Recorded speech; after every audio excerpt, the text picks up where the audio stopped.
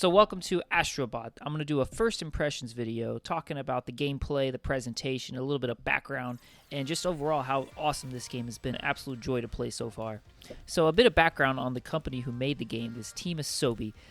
Team ASOBI coming from the Japanese word for play. Now, they used to be part of Japan's studios who helped make games like Bloodborne and Gravity Rush. They since have somewhat dissolved, it seems.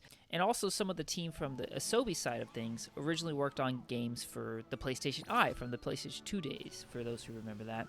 So they have a pretty good background going on, and their most recent game was Astro's Playroom, which was like a pack-in game for the PlayStation 5, which is a really fun little platformer. It's very short, but it's very sweet. And it's like a homage to PlayStation in general, where you're collecting a lot of the controllers, consoles, memory cards, like all kinds of Sony paraphernalia. This game gives off Mario Galaxy and Little Big Planet vibes, kind of smushed together. But it feels like it has its own identity, and I think that's what makes it stand out so much. So your main gameplay is going to be collecting.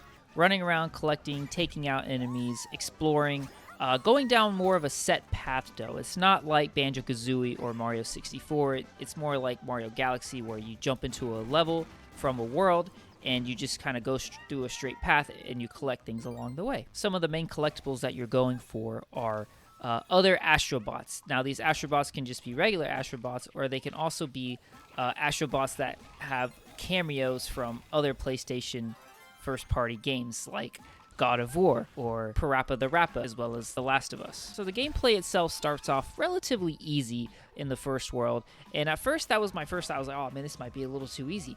But as I went on, I came to realize that it was going to increase in difficulty as I got through the second world, and was actually starting to get taken out a couple times. And when you get taken out, you basically just reset at the most recent checkpoint, which is not a big deal. Anything that you've collected, such as the bots or those puzzle piece tool icons, those you get to keep, but you have to recollect the coins that you would have picked up between the checkpoints. So again, not a big deal. And typically you go down after just one hit, unless you're on the occasional boss fight, it seems, where you get a couple more hits. So Astrobot has quite a few different moves at his disposal. Not too much to overwhelm anybody. It's mostly just running, jumping.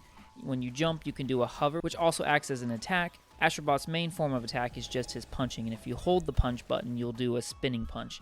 Now, what really the main gimmick is that each level, for the majority of the level, you're going to get a power-up, whether it's these boxing gloves that you're seeing now, or the jetpack dog, or the monkey for climbing, just to name a few. And progression is locked behind collecting enough bots to move on to the next stage. And everything's like pretty straightforward. You usually won't miss a whole lot of things, but if you're not paying attention, you will definitely miss something. So there's a lot of good replayability going back through the levels and just collecting that one thing that you missed. And then one other thing I didn't mention yet is there's secret exits, kind of a la Mario, New Super Mario Brothers. So that's fun.